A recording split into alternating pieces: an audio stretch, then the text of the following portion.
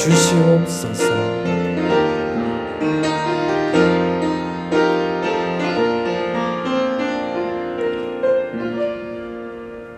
하나님 감사합니다. 오늘 이 시간에도 함께 기도하고 찬양하고 말씀 보게 하시니 감사합니다.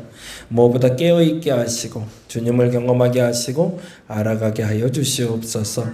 각 가정에 대소사를 주께서 친히 만지시고 채우시고 함께하여 주시옵소서. 특별히 7월에 출국하게 될 우리 김민정 원사님 기억하시사 캐나다의 모든 여정이 아프고 힘들고 어려운 시간들이 아니라 감사하고 행복하고 그래서 하나님께 영광 돌릴 수 있는 시간 되게 하여 주시옵소서.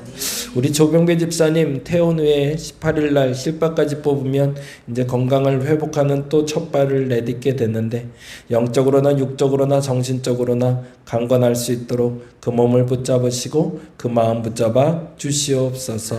우리 나라와 보라에게 함께 하시고 특별히 아이를 키우는 엄마로서의 역할을 잘 감당하게 하여 주시며 아이들이 자라가는 모습을 보며 각자의 신앙도 자라가게 하여 주시옵소서. 김명기 집사님 7월 11일 날 검사를 받게 됩니다. 척수 혈관 기형에 대한 검사의 결과가 좋은 결과 있게 하여 주시옵소서. 이미경 성도 간경화 치료 중에 있습니다. 하나님 만져주옵소서. 그 몸의 건강을 아시는 주여, 당신의 부름을 받기 전까지 그 믿음이 흔들리지 않도록 하여 주옵시며 그 삶을 주께서 지켜 주시옵소서. 우리 조성도 권사님과 딸 민지를 위해서 기도합니다. 민지의 마음 만져주시고 민지와 함께 하여 주시며 특별히 그 가정에 기쁨이 되는 딸 되게 하여 주옵소서. 우리 혜린이를 위해서 기도합니다. 시흥에서 새로운 꿈이 시작되었습니다. 바쁘고 힘든 가운데 이제 집도 이사하고 하나하나 정리돼 가는데 하나님 목적지를 향해 나갈 수 있는 분명한 비전을 갖게 하여 주시고 다음 걸음에 어려움이 없도록 함께 동행하여 주옵소서. 특별히 아픈 몸을 주께서 만져주시고 지속적인 관리가 이루어지게 하시며 회복시켜 주시옵소서. 박준단 집사님 아들 우리 하중이 군입대 하고 있습니다. 하나님 군대에서 예수 그리스도를 만나게 하여 주시옵소서. 우리 민중이 사춘기 잘 이겨내게 하여 주시옵소서. 우리 한명 집사님 아들 형기를 위해서 기도합니다. 군 제대 후에 내년에 군무원으로 입대하기 위해서 준비하고 있는데 하나님 그 모든 여정이 하나님의 기쁨이 되게 하여 주시고 잘 준비되게 하시고 후회 없는 시간들 되게 하여 주옵소서. 우리 지경우 집사님의 어머니 오늘 눈 수술 받았습니다. 하나님 건강 지켜주셔서 수술 잘 받게 하시니 감사합니다. 또 먼 길 달려올 송은영 원사님 안전 지켜주시고 그 모든 여정 가운데 함께하여 주시옵소서.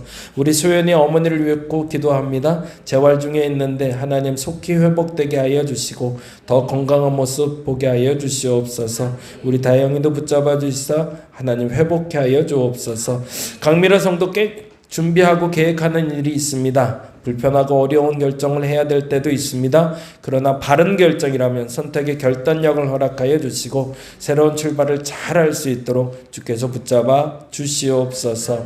우리 심현철 지사의 아들 준수와 희수를 놓고 기도합니다. 그 아이들이 자라가는 환경이 온전하게 하여 주시고 그릇된 것들은 제거하여 주시며 하나님의 인도하심을 받고 하나님의 뜻대로 성장하는 아이들 되게 하여 주옵소서. 세거적 예정자들을 위해서 기도합니다. 하나님 붙잡으시고 이들에게 하나님의 복음을 허락하여 주시사 예수 그리스도를 알게 하여 주시옵소서. 오랜만에 그리고 처음으로 낯선 환경에서 예배하는 이도 있고 익숙한 환경에서 예배하는 이들도 있습니다. 하나님 오늘의 예배에 주께서 동참케 하심을 감사하며 함께 하고자 할진데 우선 마음이 하나 되게 하여 주시고 하나님의 말씀에 집중하게 하여 주시고 내게 들려주시는 말씀에 아멘으로 응답하는 저들 되게 하여 주시옵소서. 감사합니다. 고마우신 예수님 이름으로 기도드립니다. 아멘. 아멘. 오늘 말씀은 열왕기상 말씀 함께 봅니다. 열왕기상 19장에 있는 말씀입니다. 열왕기상 19장 1절에서 5절까지고요.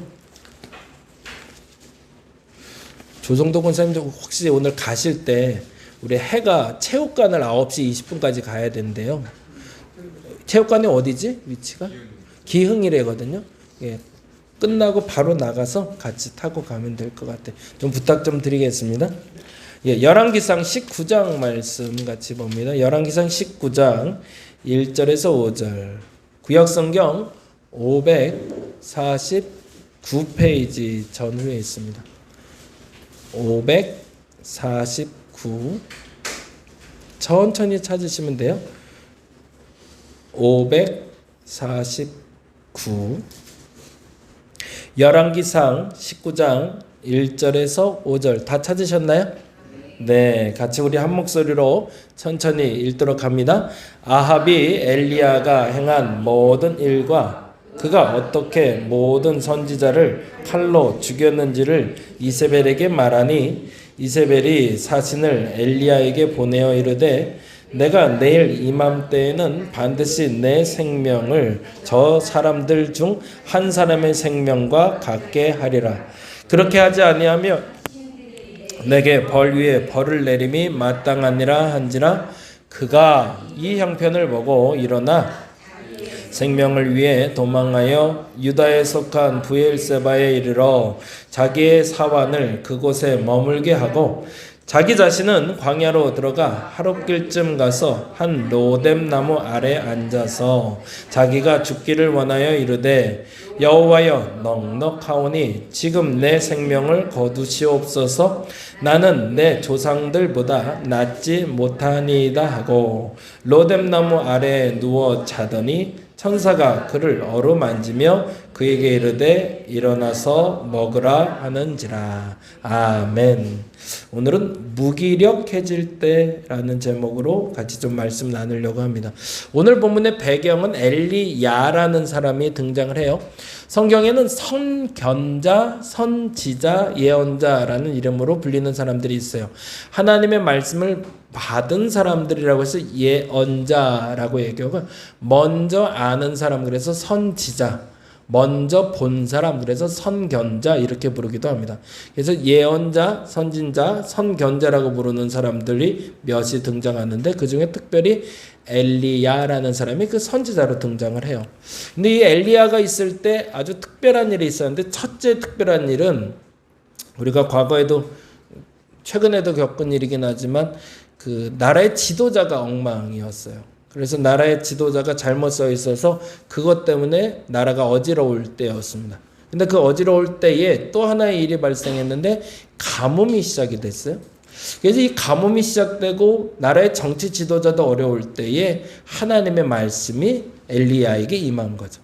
그리고 엘리야에게 임했는데 엘리야에게 임해서 엘리야에게 하나님이 요청한 것이 있었는데 다른 것이 아니라 당시의 종교적인 개혁을 이루라 하는 거였습니다. 그래서 엘리야는 하나님을 믿는 사람이고 당시에 바알이라는 그리고 아세라라는 신을 섬기는 사람들이 있었는데 바알과 아세라를 섬기는 사람들은 합해서 800명 정도가 됐고 엘리야는 혼자. 그래서 일대 약 800의 전쟁이 벌어집니다.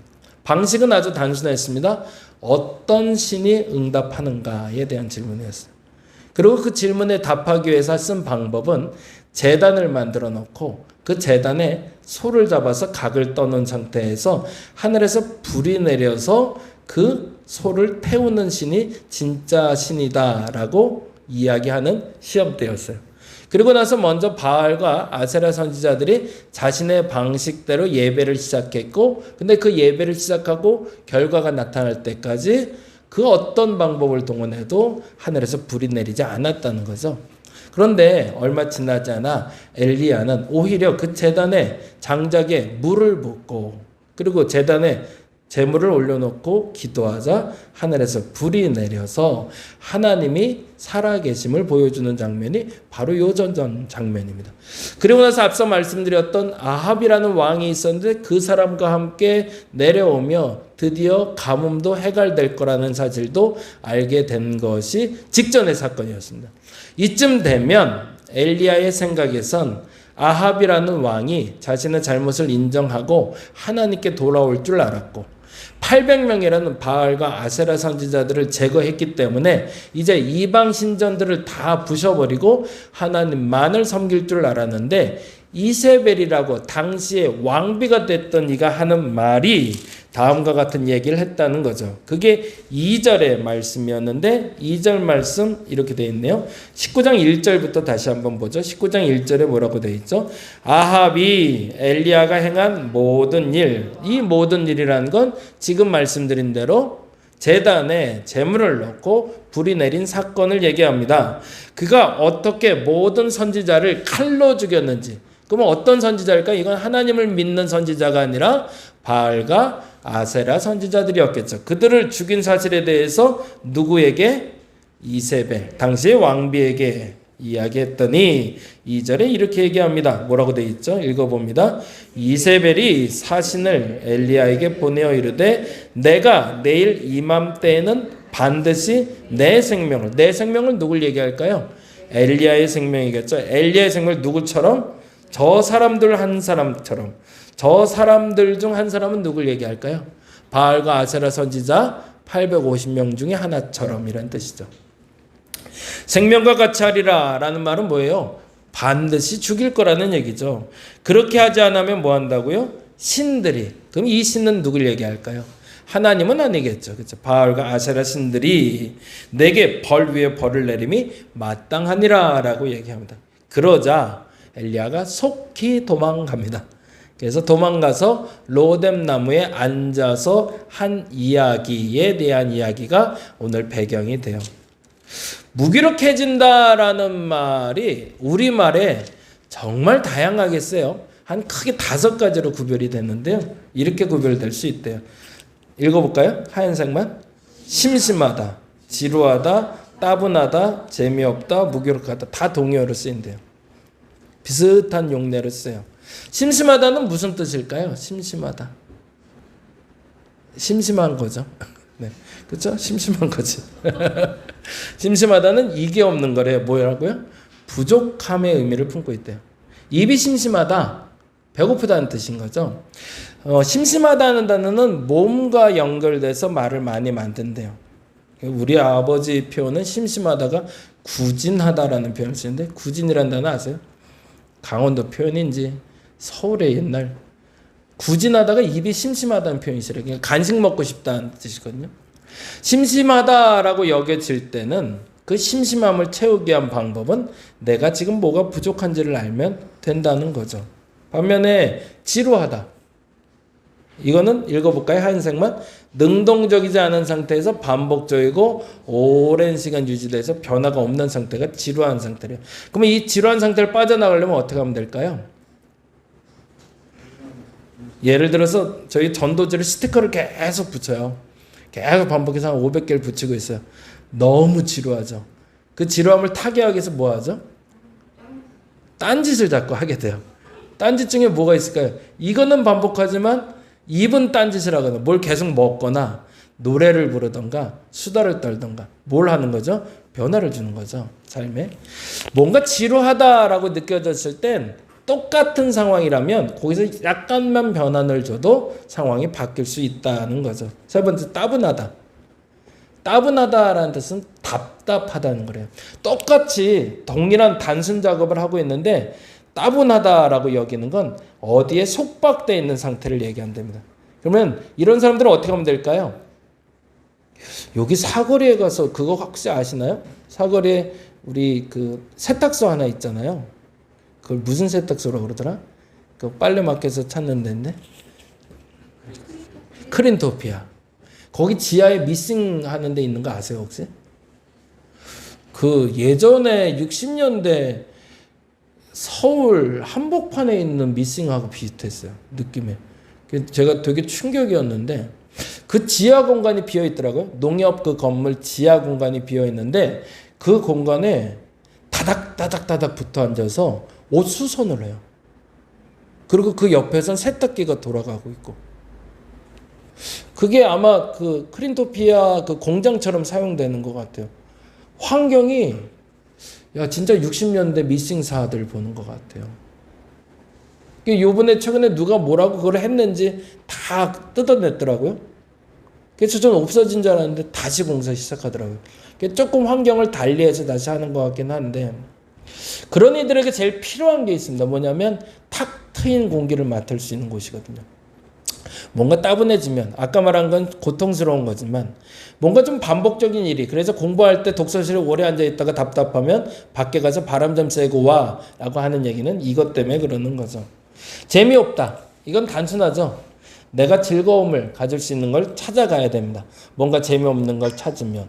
근데 오늘 본문은 어떤 얘기를 하고 있는 걸까요? 무기력한 거거든요. 무료하다, 무기력하다라는 뜻은 허물어는 단어를 갖고 있대요.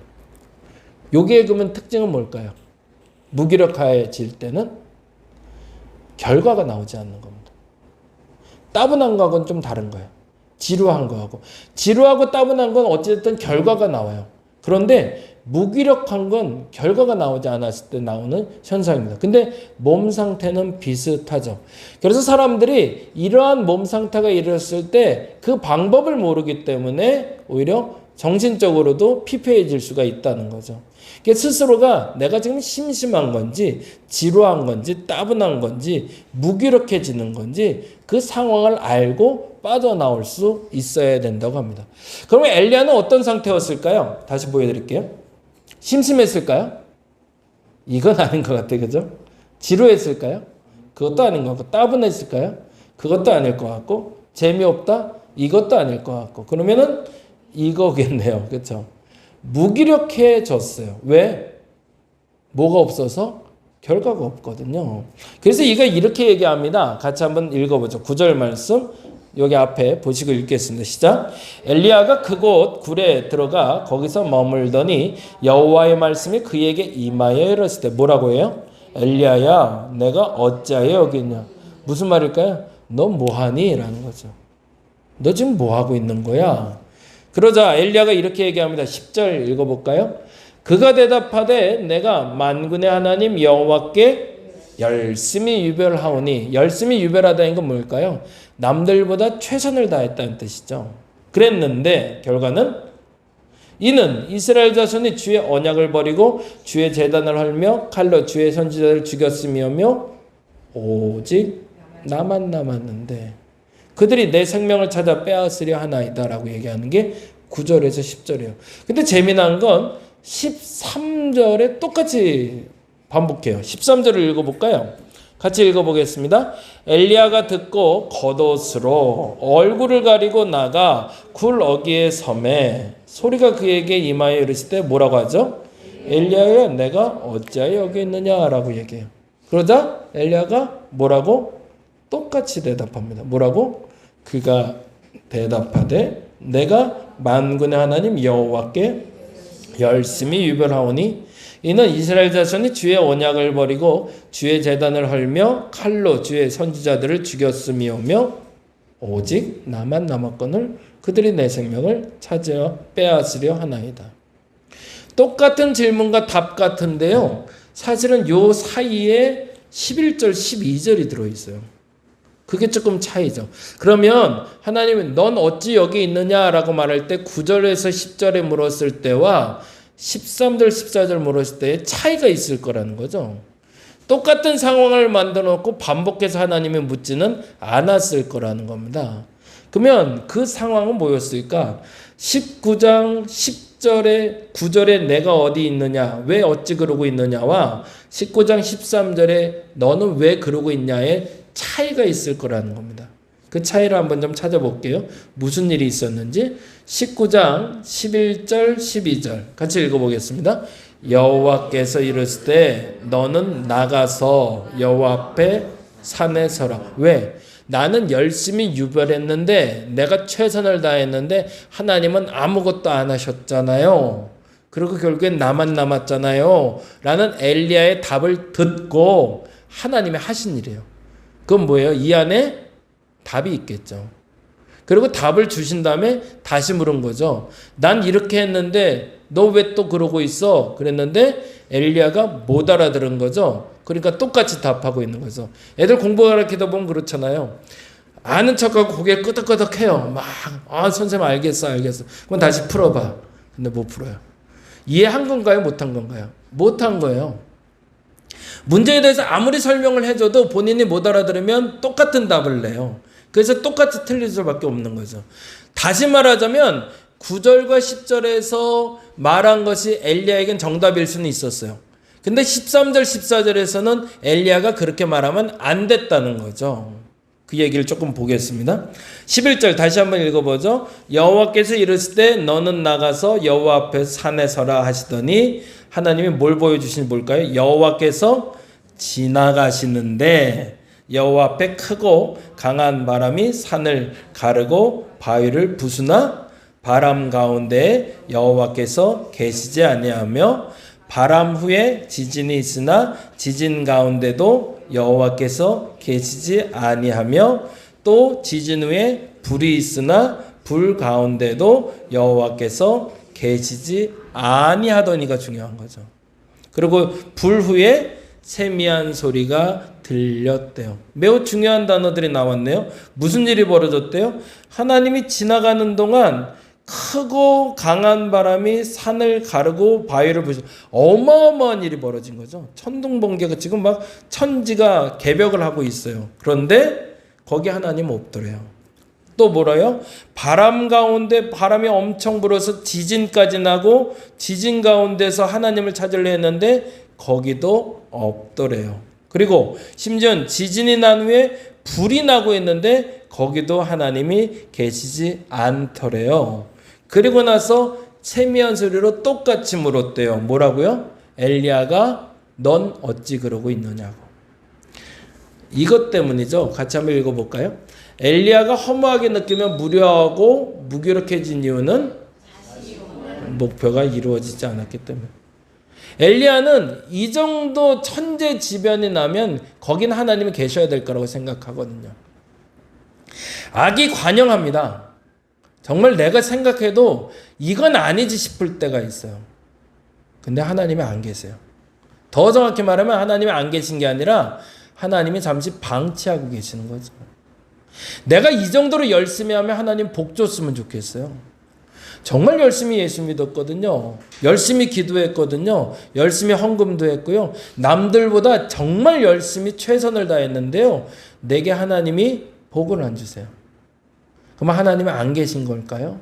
아니라는 거죠. 뭐가 아직 안 된 거예요? 하나님의 때가 안 된 거죠. 근데 우리는 가끔 착각합니다. 이 정도면 움직이셔야죠. 이 정도로 악하면 하나님 제거하셔야죠. 이 정도 잘했으면 복 주셔야죠. 누구 생각인 거죠? 내 생각이에요. 우리가 아주 큰 착각을 하는 것 중에 하나가 뭐냐면 내 행위가 하나님께 밉보이면 심판받는다는 걸 알기 때문에 내가 뭐라도 좀만 잘하면 하나님이 마치 어마어마하게 나를 칭찬할 거라고 착각을 해요. 아니면 내가 뭔가 큰 일을 하기 위해서 최선을 다했다면 소위 내가 말하는 큰 일이 내가 원하는 때에 반드시 이루어져야 된다고 착각해요. 그게 아니라는 얘기죠. 그래서 하나님은 언제 움직이실까요? 같이 읽어볼까요? 나의 열심의 최선의 결과는 하나님의 몫임을 여러분이 인정하셔야 됩니다. 그 어느 순간은 하나님 반드시 움직이실 겁니다. 근데요, 그때를 누가 정하는 거예요? 자꾸 내가 정해요. 그래서 내가 이만큼 열심히 냈으면 하나님이 이때 복 줘야 되는 거고요. 내가 이 정도로 기도해서 이 악을 제거해달라고 그랬으면 오늘 제거했어야 되는 거예요. 그래서 누가 시험에 들어요? 내가 시험에 들어요. 그리고 그 지진 가운데 불 가운데 계시지 않는 하나님 때문에 원망하고 탓합니다. 그리고 똑같은 얘기를 하죠. 내가 이렇게 열심을 내고 있는데 도대체 하나님은 뭐 하고 계셨냐고. 15절에 이렇게 기록하고 있습니다. 그러한 때를 보시고 그 때를 알게 하신 하나님이 비로소 이렇게 얘기하세요. 15절 같이 볼까요? 여호와께서 그에게 이르시되, 그는 누굴까요? 엘리야입니다. 어떤 사람이죠? 자신의 때에 하나님이 움직이지 않았다고 탓하는 그에게 이렇게 얘기하십니다. 너는 내 길을 돌이켜 광야를 통하여 다메섹으로 가요. 거기서 줄쳐놓죠. 내 길을 돌이키래요. 돌이키라는 건 뭘까요? 되돌아가라는 얘기죠. 어디로? 네가 오면서 보지 못한 게 있다는 거죠. 그건 무슨 말이에요?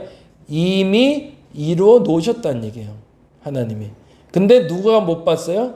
내가 못 본 거죠. 왜? 주마간산했거든요. 내 눈에 보는 것만 내가 보고 왔거든요.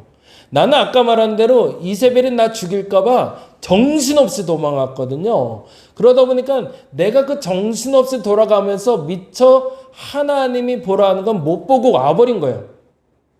근데 이미 하나님 뭐 하고 계셨다고요? 내가 그렇게 죽으라고 도망가는 동안 이미 그 중간에서 해야 할 일을 마무리해 놓으셨다는 거죠. 네가 안 봐놓고서 왜 나보고 뭐라고 해? 라고 하시는 거예요. 그리고 돌이켜 가라고 그럽니다. 그리고 뭐라고 되어 있죠? 돌이켜 광야를 통해 다메섹에 가서 이르거든 뭐래요? 하사엘에게 기름을 부어 아람의 왕이 되게. 이게 첫 번째네요. 그러면 이건 언제 했어야 되는 거예요? 이세벨을 피해 도망가는 그 가운데 원래 했었어야 되는 일이라는 거죠. 왜요? 앞으로 나아가서 다메섹으로 가는 게 아니라 이미 지나쳐 온 데를 되돌아가서 가야 되는 거니까. 그러면 하고 왔어야 되는 거예요. 그리고 하고 와서 하나님 뜻을 기다렸으면 그 결과는 나왔겠죠. 근데 뭐가 급했어요? 나 죽을까 봐. 내가 급했던 거거든요. 거기에 그리고 나는 무슨 핑계대요? 거긴 하나님이 안 계셨다고 얘기하는 거죠. 그러니까 하나님 입장에서는 그랬더니 그랬는데 확 지나가 버린 거죠. 다음 달 볼까요? 16절에 너는 또 님시의 아들 예후에게 기름을 부어 이스라엘의 왕이 되게 하고 뭘 했대요? 하사엘을 아람의 왕이 되게 하고 예후를 이스라엘의 왕이 되게 하래요. 그 다음에 아벨, 무홀라, 사바사들 이름은 좀 어렵지만 엘리사에게 기름을 부어 선지자가 되게 하라. 뭐 하고 있죠? 세 명에게 임무가 부여됐네요. 한 명은 아람의 왕이 될 거고 한 명은 이스라엘의 왕이 될 거고 한 명은 선지자가 될 거예요. 그런 다음에 그게 중요하죠. 어떤 일이 벌어졌대요? 17절 하사엘의 칼을 피하는 자는 예후가 죽일 것이고 예후의 칼을 피하는 자는 엘리사가 뭐예요? 세 가지로 준비해 놓으셨네요. 이미. 엘리야는 아무것도 준비 안 됐다고 하나님 아무것도 안 했다고 원망하고 탓하고 있는데 이미 하나님은 세 단계로 얘가 못하면 얘가 할 수 있도록 얘가 못하면 얘가 할 수 있도록 세 단계까지 이미 다 준비를 마쳤다는 거예요. 그런데 너는 그 주마간산에만 도망가는 그 시간에 왜 나를 찾지 않고 왜 내게는 묻지 않고 네 마음대로 도망가서 나 없다고 따지냐고. 그래서 하나님이 묻는 거예요. 너 왜 거기 있어? 다메섹에 있어야 돼, 내가. 왜 거기 있어? 이스라엘 왕을 세워야 될 내가. 왜 거기 있어? 엘리사에게 기름 부어 선지자를 만들어야 될 내가. 왜 로뎀나무에 가서 나보고 없다고 나보고 안 했다고 뭐라 그러냐. 다시 좀 가봐 라고 얘기하는 거죠. 때때로 우리의 눈이 어두워질 때가 있습니다. 왜 어두워질까요? 급해서 그래요. 사고는 언제 날까요? 마음이 급해지면 나요. 그래서 사단은요, 우리가 정신없게 만들어요. 그래서 그 정신없음으로 사고치게 만드는 목적을 갖고 있습니다. 그때일수록 오히려 조금 천천히 갈 필요가 있습니다. 늦으면 자꾸 차를 빨리 몰려고 하는 경향이 있는데 차라리 10분 늦게 가도 안전하게 가는 게 나은 거죠. 18절에 이렇게 되어 있습니다. 그리고 더 속상한 얘기를 하세요. 18절 읽어볼까요? 그러나 내가 이스라엘 가운데. 왜 그러나가 나왔을까요? 이미 이세벨과 아합을 정리할 사람으로는 세 단계로 내가 준비를 해놨어. 근데 내가 정말 속상했던 말은 뭔지 알아? 오직 나만 남았거늘이라는 네 말이 제일 속상해라는 거죠. 왜 아무것도 안 하셨어요? 라는 말도 내가 속상해. 근데 그건 어차피 내가 할 일이니까 그렇다고 쳐. 근데 네가 뭔데 너만 남았다고 그러냐? 그 말은 진짜 속상하다라는 얘기예요. 그리고 뭐라고 그러시죠? 내가 이스라엘 가운데 몇 명을? 7,000명이나 남겨놨대. 그럼 무슨 말이에요? 이 말은 거꾸로 너는 7,000명 중에 한 명일 뿐이야 라는 거죠. 근데 네가 뭐라고 나한테 자꾸 뭐라 그러냐? 내가 일하는 거에 대해서 네가 뭐라고 자꾸 나한테 그건 아니지 않냐? 라고 얘기하시는 거죠. 신앙생활의 성숙은 어찌 보면 지금 내게 주어진 일에 최선을 다하는 겁니다. 그런데 그 최선이라는 건 급해져서 내 상황 때문에 내 눈이 가려서 보지 못하는 것이 없도록 기도하는 것이 시작이어야 됩니다. 요즘 제가 많이 하는 기도가 있는데요. 여러분도 그 기도 했으면 좋겠어요. 하나님, 내가 오늘 해야 할 일을 놓치지 않게 하시고 내가 하지 말아야 될 일을 해서 헛된 시간 보내지 않게 해달라고 기도하거든요. 여러분이 그랬으면 좋겠습니다. 오늘 꼭 해야 될 게 있어요. 붙잡고 가야 될 게 있어요. 만나야 될 게 있어요. 해야 될 일은 오늘 할 수 있게 기도하시기 바랍니다. 나중에 후회하지 않도록. 근데 더 중요한 건 정말 해야 할 일은 하지 않고 쓸데없는 일 하다가 정작 해야 할 일을 놓쳐버리는 어리석음이 없게 해달라고 여러분 기도하시기 바랍니다. 만일에 엘리야가 그 순간에 멈칫하지만 죽을 줄 알겠지만 어차피 850대 싸울 때도 목숨 걸고 했으니까 이세벨이 죽인다고 해도 조금 천천히 가면서 하나님 다음 스텝이 뭐예요? 라고만 물었다면 로뎀 나무까지 가서 무기력해져가며 이렇게 하나님을 서운하게 할 일이 없었다는 얘기죠. 그래서 오늘 이렇게 기도했으면 좋겠습니다. 같이 한번 읽어볼까요? 오늘도 열심을 다하게. 어떤 열심일까요? 해야 할 일을 놓치지 마시기 바랍니다. 나중에 후회하지 않도록. 두 번째, 그리고 실망하지 않게. 쓸데없는 일을 하다가 후회하지 말자는 얘기입니다. 세 번째 뭐라고요? 하나님의 몫이 있음을 인정하게. 결과는 내가 내는 게 아닙니다. 내가 최선을 다했으면 내 결과로 나는 아멘 하면 돼요. 다음 일은 누가 하신다? 하나님이 알아서 하세요. 하나님 절대 안 움직이고 버티는 분 아니시거든요. 나보다 더 큰 질문과 더 큰 답을 가지고 지금도 이미 일을 만들고 계시고 해결해 내고 계신 분이세요. 엘리야처럼 그 순간의 조급함이, 그 순간의 불만이 내 눈을 가려서 하나님이 하시는 일을 보지 못하는 어리석음이 없고, 그래서 지금 내가 해야 할 일을 감당할 수 있는 저와 여러분 되시기를 간절히 바랍니다. 기도하겠습니다. 남들이 보기에는 열심히 하는 것 같고 내가 생각해도 최선을 다한 것 같은데 결과가 나오지 않을 때가 있습니다. 조급해져서 괜한 열심 때문에 나 혼자 잘난 것 같아서 나 혼자 한 일에 대해서 하나님이 응답 안 하신다고 원명할 때입니다. 하나님, 오늘도 열심은 다하게 하옵소서. 그저 내게 주어진 일을 놓치지 않고 감당할 수 있는 우리가 되게 하여 주옵소서. 하나님, 무엇보다 쓸데없는 일을 하다가 정작 해야 될 일을 놓치는 어리석음이 없게 하여 주옵소서. 그리고 그 결과는 반드시 하나님이 가장 정당한 방법으로 결과를 내심을 알게 하여 주시옵소서. 나의 최선이 반드시 하나님이 더 좋은 결과를 위한 하나의 과정인 줄 믿고 오늘도 최선을 다하여 가장 좋은 결과를 내 눈으로 보게 하여 주시옵소서. 감사합니다. 고마우신 예수님 이름으로 기도드립니다. 다 같이 기도하고 돌아가겠습니다. 하나님, 기도합니다. 하나님, 어리석게 판단하지 않게 하여 주옵소서. 내 눈이 가리워서 보지 못하는 어리석음 없게 하여 주옵소서. 그토록 보여주셨는데, 그토록 알게 하셨는데 이미 준비 다 해놓고 이렇게 정리될 거야 라고 충분히 알려주시는데 하나님, 내 눈이 가리워집니다. 급해서, 화가 나서 그 모든 것 때문에 정말 해야 할 일을 하지 못하고 갈 때가 있습니다.